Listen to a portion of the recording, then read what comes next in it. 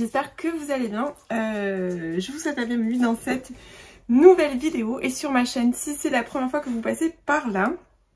Donc on est le mardi 2 avril, donc je suis très en retard pour ouvrir cette vidéo qui au final ne ressemblera absolument pas à un vlog, puisque je pense qu'il va être vraiment condensé sur aujourd'hui et demain, sachant que après faut que je fasse le montage et que je publie. Bon, enfin ça c'est pas votre problème, c'est le mien.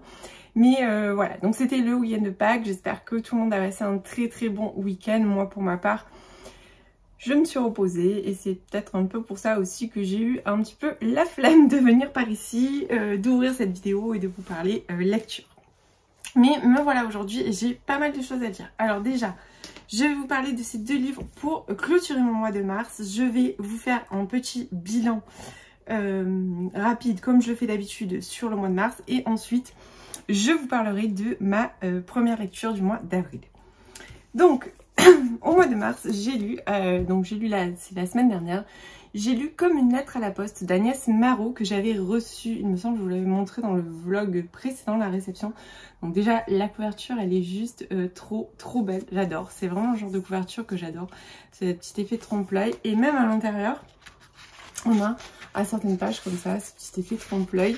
Et surtout, le truc de super fun qu'il y a dans ce livre, c'est qu'on a des fiches de lecture. Donc on a les fiches de lecture d'Elaya. Alors, comme une lettre à la poste, c'est l'histoire d'Elaya. Elaya est éditrice freelance. C'est une jeune femme très solitaire qui va bientôt avoir 30 ans et un petit peu tout son entourage se désespère de l'avoir toujours célibataire. Mais Elaya n'a pas l'air plus perturbée que ça, par le fait qu'elle n'ait toujours pas trouvé chaussures à son pied. Elle vit avec son chat grognon, j'ai adoré le nom du chat, et elle passe un petit peu son temps le nez dans les livres. Alors forcément c'est un petit peu son métier puisqu'Elaya est éditrice et que en étant en freelance évidemment il faut qu'elle lise et qu'elle corrige et qu'elle revoie le maximum de livres pour pouvoir gagner sa vie.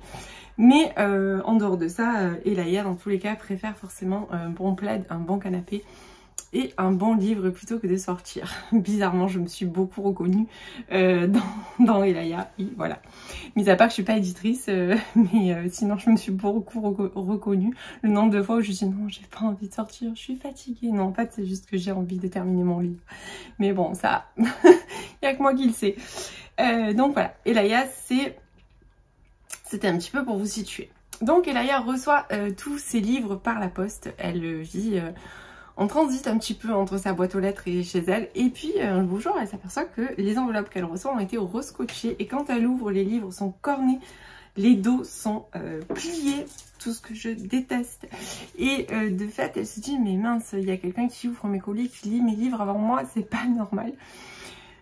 Donc elle va mener l'enquête et elle va commencer un échange, entre guillemets, un petit échange épistolaire, puisque à travers des annotations dans les livres, des phrases surlignées, tout ça, ils vont faire un petit échange. Et surtout, elle va demander à cette personne-là de lui laisser lire les livres en priorité parce que c'est son travail et que c'est son gagne-pain.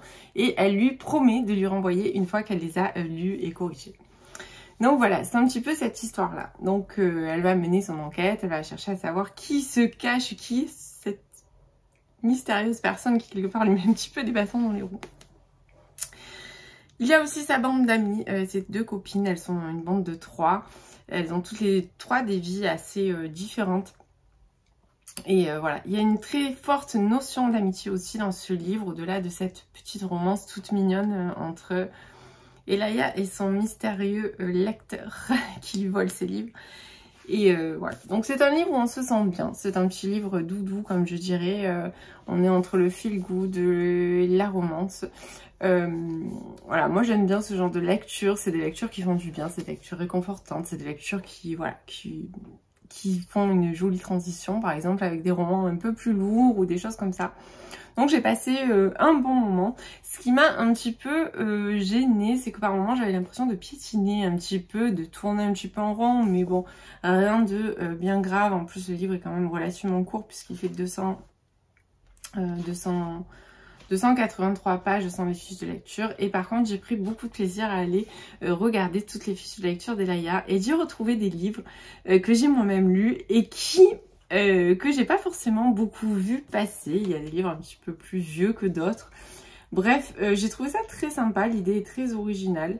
Et puis voilà, on peut être qu'attiré en étant lectrice ou lecteur, on peut être qu'attiré par ce genre d'ouvrage qui met la littérature en lumière. C'est un petit peu une ode au livre, une ode à ce que les livres peuvent nous permettre de partager. Puisque quand on partage nos lectures, quand on parle lecture avec quelqu'un, qu'on va échanger sur une lecture commune qu'on a faite ensemble, forcément il va se dégager des choses parce qu'on n'a pas tous la même vision. Certains vont voir des choses que nous on n'a pas vues et inversement. Donc j'ai trouvé vraiment le message dégagé par ce livre très très sympa. Et voilà, encore une fois, je vous le recommande. Il est disponible chez Erol, que je remercie si il passe par là. Il est disponible depuis le 28 mars. Ensuite, j'ai lu Fidèle au poste d'Amélie Antoine. Donc, je vous l'avais montré, je l'ai reçu il n'y a pas très longtemps. Et je vous avais dit, je veux le lire rapidement. Et puis voilà, quand je l'ai pris, je regarde, je vois qu'il fait tout juste 300 pages. Et surtout, pour un livre de poche, ultra aéré. La police assez grosse, donc je l'ai lu samedi en fait, sur l'après-midi. J'ai pas pu le lâcher, hein. Franchement, encore une fois, c'est bluffant. Donc Fidèle au poste, c'est l'histoire de Chloé et Gabriel qui sont en couple depuis 8 ans je crois, et mariés depuis 3 ou 4 ou 5 ans, je ne sais plus, enfin bon, peu importe. Ils sont un petit peu un couple modèle, chacun mène à son travail, ils passent de bons moments ensemble. Ils habitent désormais, alors la ville, j'ai pas retenu, je ne sais pas pourquoi, mais je crois que c'est à Saint-Malo. Oui, c'est ça. Ils habitent à Saint-Malo, en bordure de mer. Et Chloé est férue de natation. Donc elle part très régulièrement le matin avant d'aller travailler. Elle va nager à la mer, en fonction de la température, bien sûr. Mais voilà, donc d'apparence, il y a une petite vie assez parfaite. Tout semble rouler comme sur des roulettes. Et puis un matin, Chloé va partir nager et elle ne reviendra jamais. Donc Gabriel lui envoie des messages au long de la journée sans réponse, mais il n'est pas plus inquiet que ça parce que ça arrive souvent à Chloé de ne pas forcément lui répondre ou voilà, elle est comme ça, Chloé, elle a un petit peu des fois par moment des moments à elle et puis elle répond pas, donc il s'inquiète pas plus que ça. Mais par contre le soir quand il rentre et qu'il voit qu'elle n'est toujours pas rentrée, qu'elle n'est pas venue l'attendre au travail comme convenu, qu'ils avaient un repas de prévu et qu'elle n'est pas prête pour aller à ce repas, là il commence à s'inquiéter. Jusqu'au moment où il reçoit cet appel de la police lui annonçant que le corps de sa femme a été retrouvé par un pêcheur et qu'elle est morte noyée. Donc de là, Gabriel va rentrer dans une phase de dépression puisqu'il vit forcément mal la perte de sa femme. Mais surtout, ce que Gabriel va vivre mal, c'est qu'il va découvrir un petit peu des choses qui vont lui faire penser que finalement, il ne connaissait pas sa femme si bien que ça. Donc voilà, j'en dis pas plus. Parallèlement, il va rencontrer Emma. Donc Emma anime un groupe de... c'est une photographe qui arrive sur Saint-Malo et qui fait partie d'un groupe de parole. Elle est là justement pour aider les gens à passer le cap du deuil. Donc il va rencontrer Emma. Et donc oui, on est sur un roman choral puisque on alterne entre le point de vue de Chloé, donc qui nous parle de l'au-delà, le point de vue de Gabriel et le point de vue d'Emma. Alors c'est vrai qu'au début ça m'a un petit peu déstabilisé d'avoir ce point de vue de Chloé. Mais au final, oui, c'est tout à fait, voilà, ça donne un plus quelque part. Je ne savais pas où l'auteur allait nous amener. Vraiment, j'étais là, je lisais, j'avançais, j'étais arrivée à quasiment la moitié du livre, je me dis, mais où on va? C'est très bizarre. Et puis d'un coup, là, j'étais complètement bluffée. Voilà, je ne vous en dirai pas plus. Tout ce que je peux vous dire, c'est que c'est bluffant, que j'ai adoré la fin. La fin, elle est exactement ce que j'aime. Voilà, je peux pas vous en dire plus parce que sinon je vous gâche complètement. Si vous savez, voilà, vous pouvez pas lire le roman derrière, ça n'a aucun sens, aucun intérêt.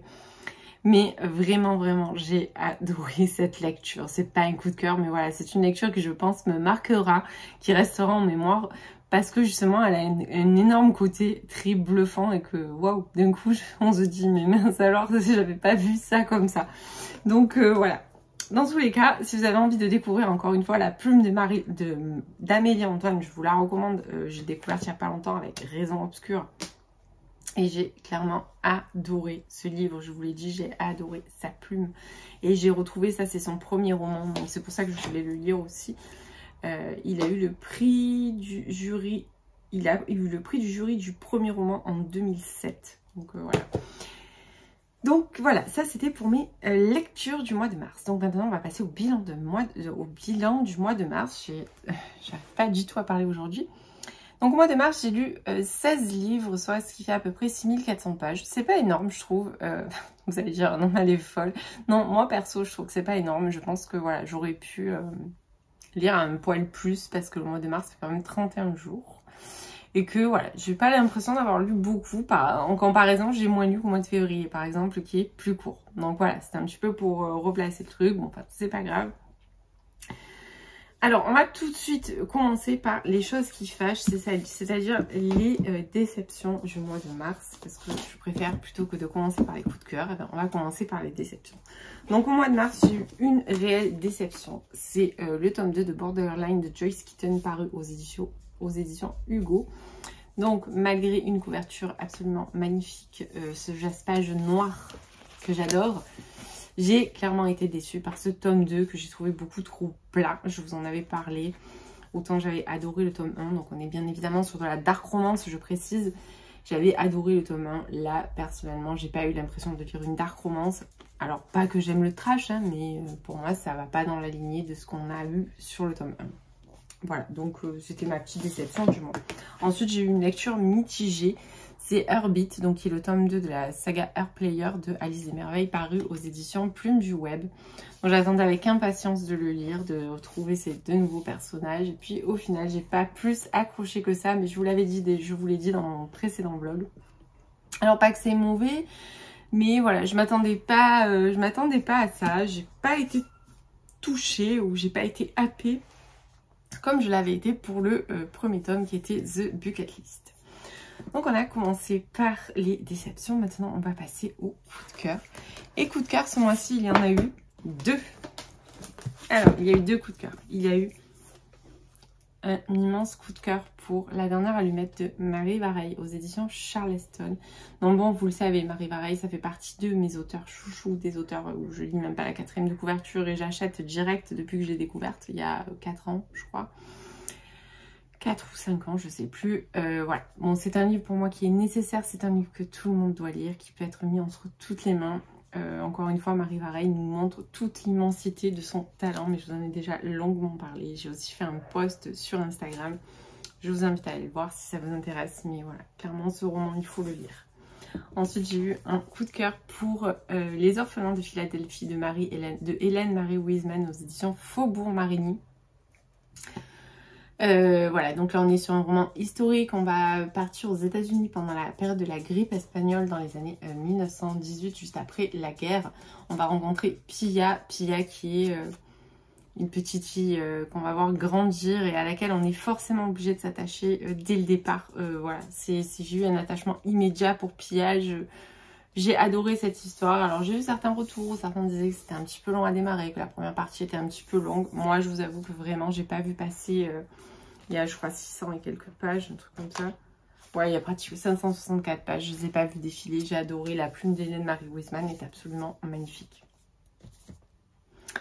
Ensuite j'ai eu de très très bonnes lectures, alors notamment avec La double vie de Gina Miller, paru aux éditions Albin Michel de Zoé Brisby, donc j'ai retrouvé avec cette plume parfois incisive, avec un côté très grinçant, avec des choses que j'aime, que j'avais découvert dans Les Mauvaises Épouses et que j'ai retrouvé dans La double vie de Gina Miller, sans que ce soit pareil, puisqu'on n'est pas sur la même histoire, on est à peu près sur la même période, mais pas dans le même milieu.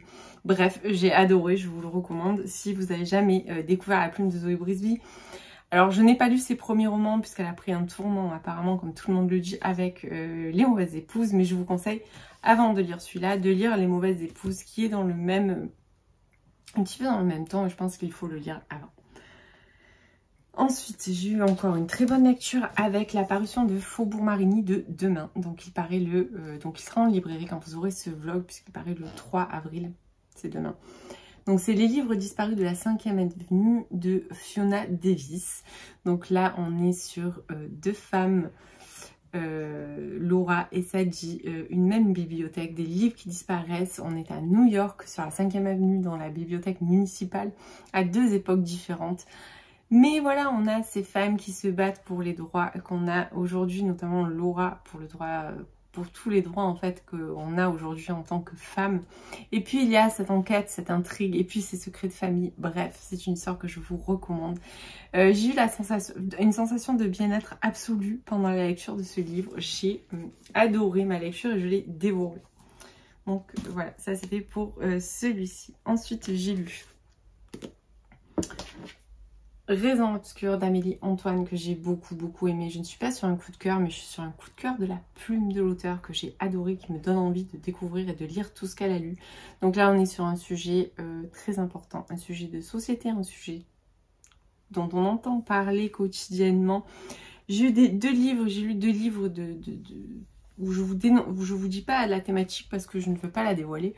Mais voilà, 2 livres vraiment qui nous abordent des thèmes de société, de notre quotidien, des choses qu'on voit tous les jours d'informations. Il faut le lire, allez-y, foncez. Et ensuite, le dernier thriller que j'ai lu, c'est La Maison des Mensonges. Donc là, on est sur quelque chose de glaçant. Donc c'est de John Marrs, c'est paru aux éditions City le 21 mars ou le 20 mars, je ne sais plus, mais allez-y. Clairement, si vous avez aimé par exemple La femme de ménage, si vous avez aimé Une invitée particulière, allez-y, celui-là, vous allez l'adorer également. Et ensuite, on va passer sur la romance. Donc j'ai lu...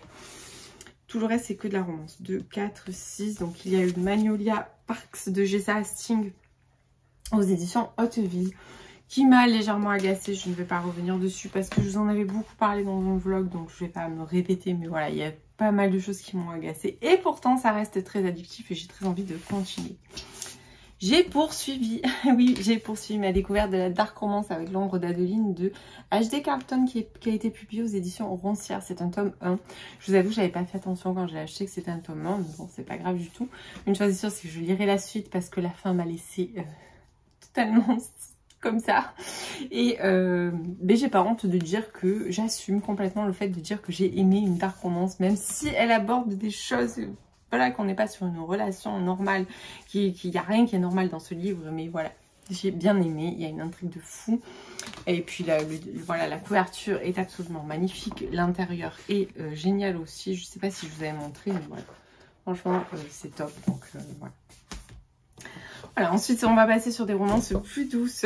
Non, j'ai lu Checkmate de Lexi Tale aux éditions Addictive. Donc là on est sur une romance mafia avec laquelle j'ai passé un bon moment. Là on est sur Escape Challenge de Lina Parker. Donc là on est sur un enterrement de jeune fille. On est sur une romance Enemy to Lovers. Enfin bon voilà, bref, là c'est un bon moment, on rigole, on passe, on s'éclate. Et celle-ci qui a été une très bonne surprise et qui est je pense ma préférée, ma romance préférée du mois.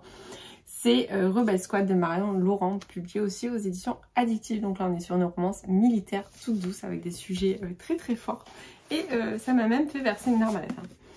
Et ensuite, j'ai lu une romance suspense avec Sanglante Éternité d'Océane Ganem aux éditions Plume du Web. La couverture est dingue et l'histoire est dingue aussi. J'ai adoré, même si c'est très malsain, c'est très toxique, je m'excuse. Bah oui, j'aime le côté, j'aime ces choses-là dans mes lectures quand c'est trop plat. Ça m'intéresse pas. Voilà, donc ça sera tout pour ce bilan du mois. Donc voilà, dans l'ensemble, c'est quand même un bon bilan puisque sur 16 lectures, il n'y a que 2 livres qui m'ont déçu et 1 ou 2 plus mitigés. Mais voilà, dans l'ensemble, ça reste un très bon mois de lecture. Sinon, dimanche, j'ai attaqué Ruby de Virginia C. Andrews, donc qui a été réédité au livre de poche. Donc c'est le premier tome d'une saga de 5 de la famille, c'est la famille Landry. Donc il me reste vraiment très peu, il me reste 60 pages. Hier soir j'étais fatiguée, j'ai eu la flemme. En fait j'ai vraiment traîné pour lire ce livre, j'ai commencé dimanche, j'aurais largement pu le finir hier vu que c'était férié et que j'ai pas fait grand chose. Mais donc ici on est sur, ici c'est l'histoire de Ruby. Ce qui m'a beaucoup attirée c'est que une grosse partie en fait on est en Louisiane et Ruby a grandi dans le Bayou. Et après, elle va partir à la Nouvelle-Orléans. Mais ce qui m'a vraiment appelée quand j'ai lu le résumé, c'est bon, voilà, déjà on est sur une fresque familiale bien évidemment, et on va être sur quelque chose de dramatique, hein, je vais pas vous le cacher, on va pas se voiler la face, mais ce qui m'a vraiment attirée, c'est ce côté Bayou, Louisiane, voilà. Le côté vaudou, voilà, sa grand-mère est guérisseuse, enfin, voilà, c'est tout ça qui m'a vraiment attirée, c'est quelque chose qui m'attire toujours, que ce soit dans les livres ou dans les films. Mais voilà, donc c'est l'histoire de Ruby. Ruby a été élevée par sa grand-mère qui est guérisseuse, donc elle a grandi dans le bayou, dans les marais. Et en fait, Ruby ne connaît ni sa mère ni son père. Sa mère est décédée en couche et on lui a caché l'identité de son père.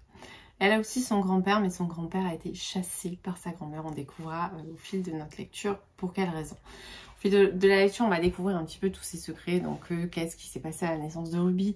On va découvrir qui est son père. On va découvrir tout ça. Bon, bien évidemment, je ne vais pas vous le spoiler.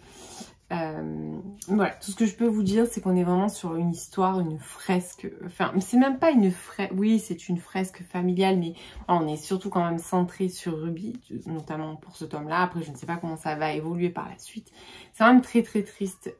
Alors, je dis pas que je me suis pas attachée à Ruby, parce qu'on s'y attache forcément avec tout ce qu'elle vit. Il y a une telle injustice en plus, ça vraiment, ça me dépasse. Mais voilà, c'est quand même très long, bricasse, et on est vraiment dans la description. Alors il faut savoir que, alors celui-ci je ne sais pas quand c'est qu'il a été écrit, puisque j'ai toujours pas cherché. Je vous avais dit je chercherai, mais je pense que je vais chercher.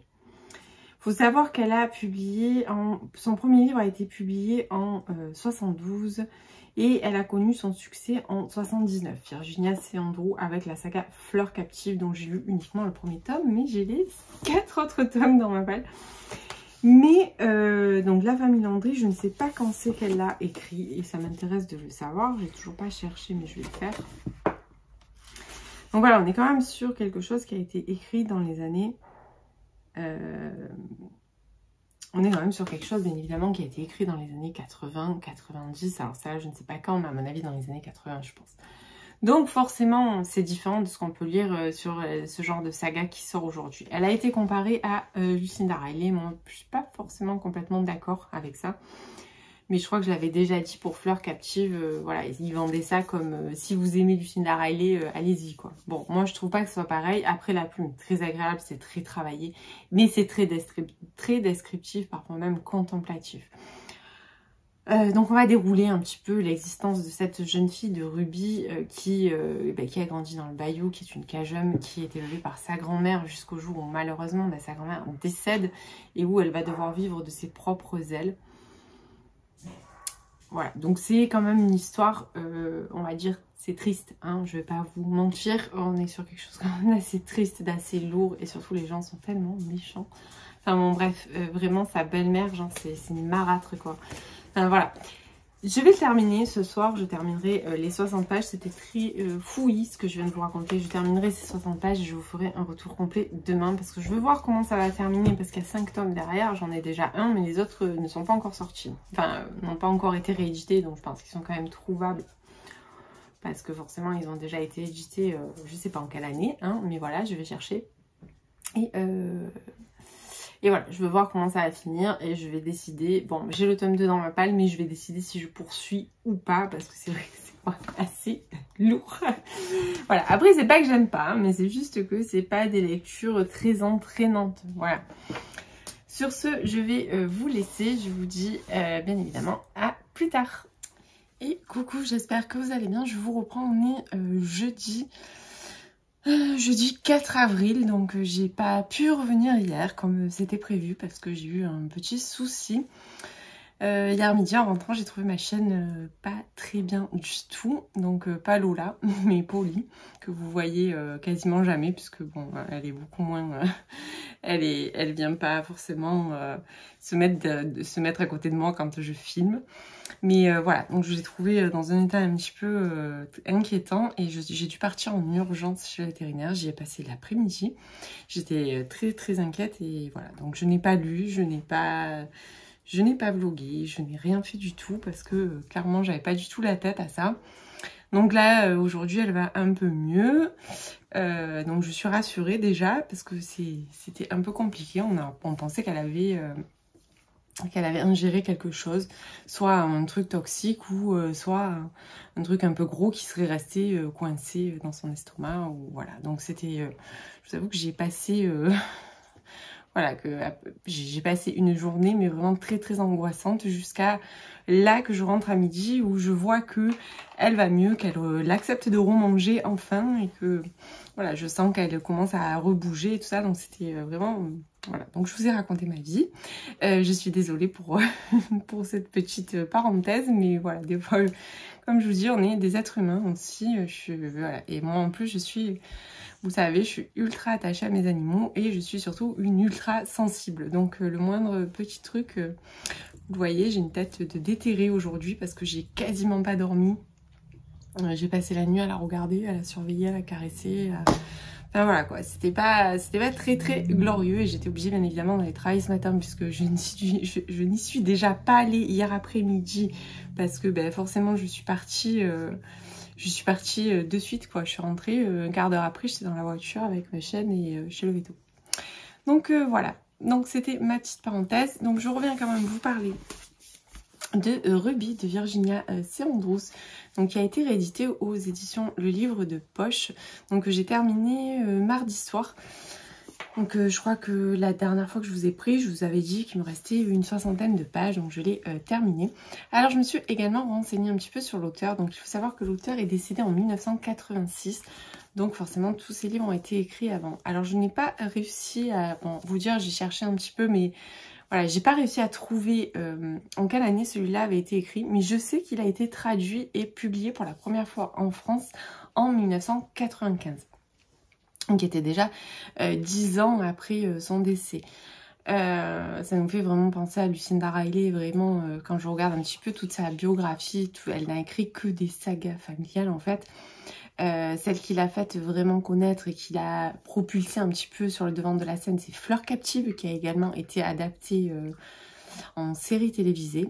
Je vous avoue, j'ai pas regardé, hein. J'ai commencé à lire le premier tome, je regarderai peut-être un jour si je lis une fois que j'aurai lu l'ensemble de la saga, parce que je ne vois pas d'intérêt de regarder et de lire après. Je préfère faire l'inverse. Mais voilà, apparemment c'est quand même un petit peu la queen des sagas familiales, mais forcément ça a été écrit, on va dire... Je crois que Fleur Captive a connu son premier succès en 79, donc on va dire, je pense que tout a été écrit entre les années 70 et 80, donc sur cette tranche-là.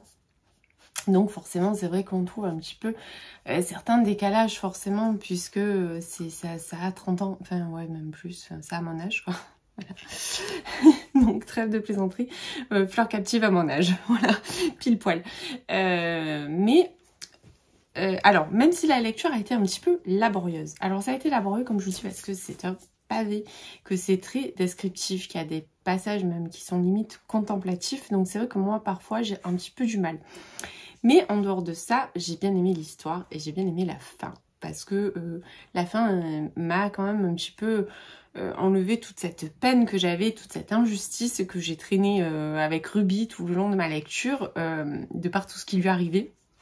Donc j'ai trouvé que la fin était plutôt, plutôt porteuse un petit peu de quelque chose de plus positif. Alors je vous disais, je sais pas si je vais continuer cette saga, mais si je vais la continuer, c'est sûr. J'ai le tome 2 déjà dans ma palle et je ne sais pas quand seront édités par contre les 3 autres tomes. J'espère dans pas trop longtemps parce que là je me sens motivée et je pense que je vais lire rapidement je vais rapidement lire le tome 2 qui s'appelle Perle et qui me semble un peu moins épais d'ailleurs que celui-ci.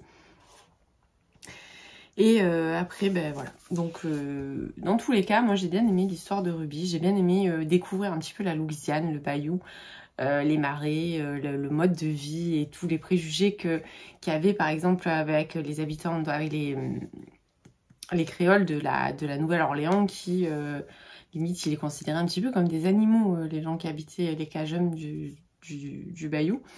Voilà, j'ai bien aimé cette ambiance, retrouver ça en fait, découvrir ça. C'est un peu pour ça que souvent j'aime lire des livres qui se passent dans d'autres pays. Et c'est vrai que par exemple avec la saga de Lucinda Riley, des 7 sœurs, dont je vous ai déjà parlé, je pense, ici.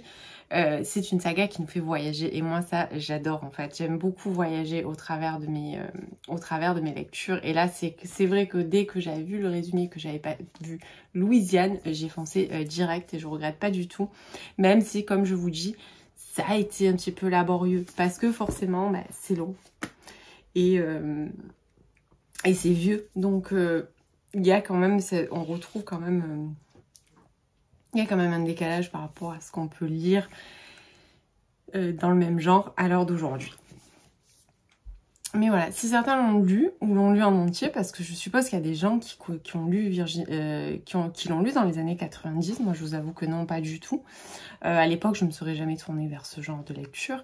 Mais voilà, peut-être que certains ont connu les premières éditions au même titre que Fleur Captive. Et voilà, je serais ravie d'échanger avec vous si vous avez lu la saga dans son ensemble et d'avoir bien évidemment votre point de vue. Sinon, côté lecture, j'ai pas beaucoup avancé. Mais j'ai commencé Un printemps pour te succomber de Morgane Moncomble, qui est donc le tome 3 de la saga Season. Regardez-moi cette couverture. Tout est clairement de saison, hein. Voilà. Et franchement, j'aime beaucoup, beaucoup, beaucoup.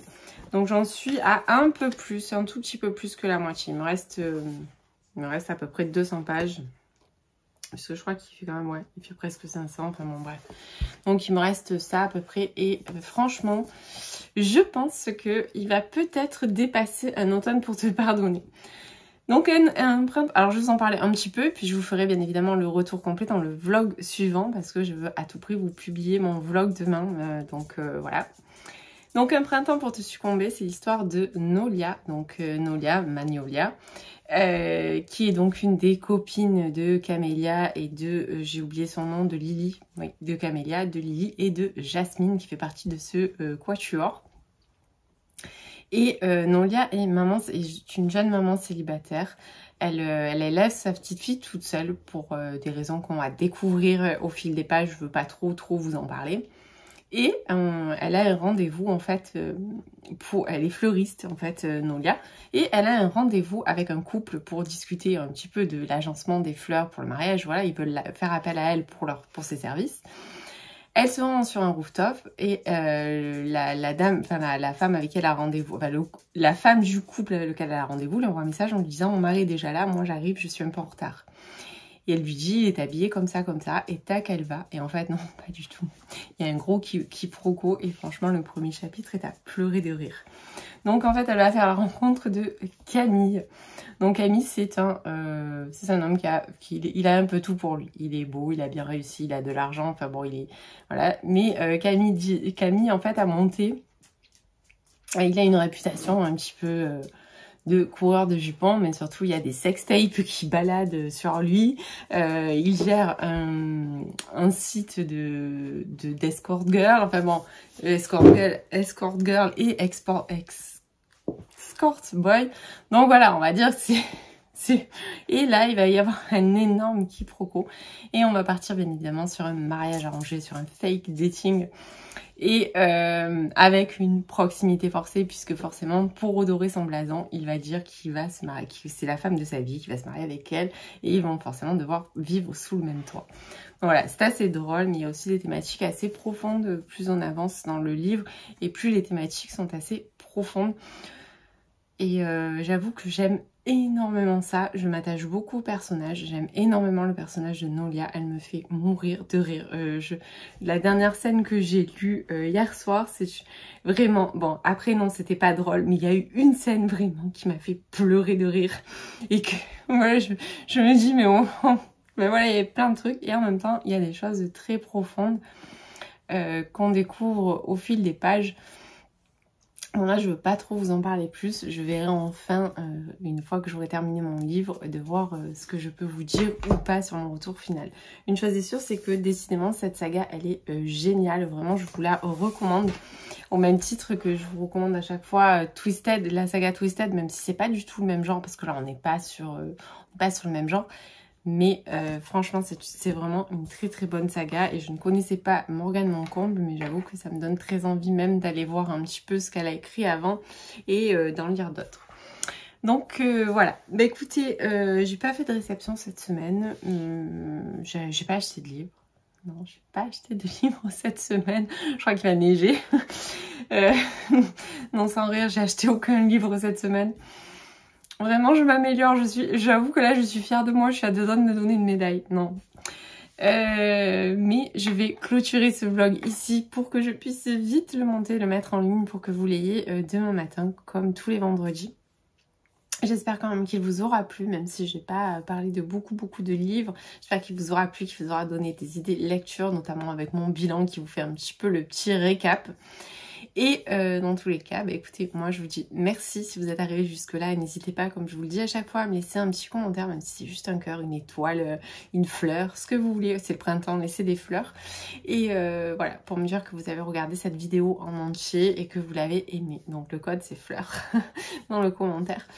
Et moi, bien évidemment, je vous dis à la semaine prochaine.